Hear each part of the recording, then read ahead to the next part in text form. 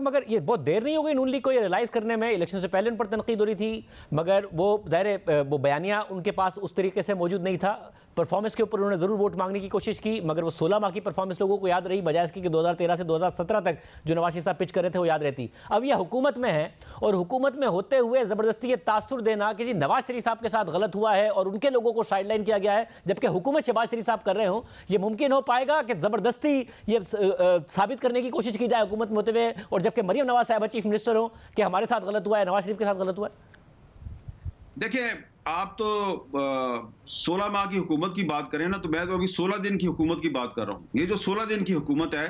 इसमें आप देखें कि बहुत से फैसले जो हैं वो उनको रिवर्स किया जा रहा है, उन पे यू टर्न लिया जा रहा है, और बहुत से ऐसे रहनुमा जो कि अभी नून लीग के सिटिंग MNAs हैं और even some of them are sitting ministers, उनका ये ख्याल है कि हमारी जो पार्टी है वो पॉलिटिकली इमरान खान साहब का मुकाबला करने की पोजीशन में नहीं है, क्योंकि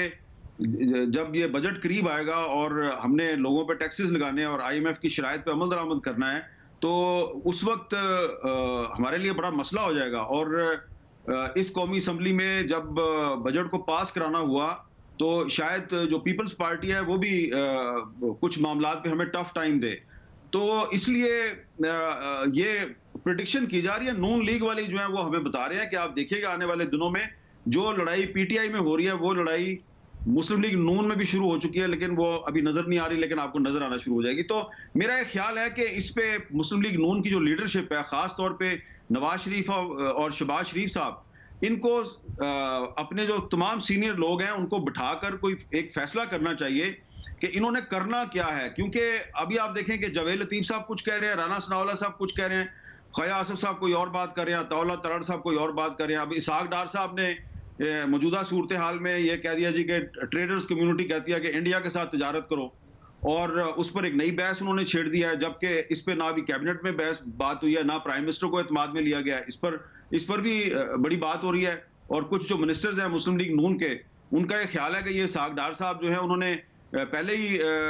हम पर बहुत तनकीद हो रही है कि हम किसी बैरूनी एजेंडे पे अमल दरामद करने के लिए लाए गए हैं, तो उन्होंने ये जो बात कर दिया है तो हम इसको कैसे डिफेंड करें। और फिर ये जो आहत चीमा साहब वाला इशू हुआ है, इसको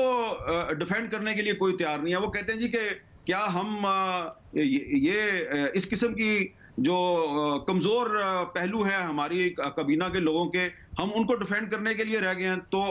आप खुद इसको चेक कर लें, बहुत से जो मुस्लिम लीग नून के रहनुमा हैं वो आहत चीमा साहब को डिफेंड करने के लिए तैयार नहीं है इस इशू पे, और वो गवर्नर साहब को भी डिफेंड करने के लिए तैयार नहीं है। ये वो चीजें हैं जिसका अल्टीमेटली फायदा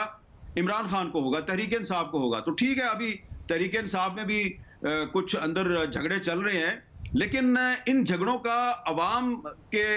मसाइल से कोई ताल्लुक नहीं है, और जो अवाम के मसाइल हैं वो हल करने हैं मुस्लिम लीग नून ने।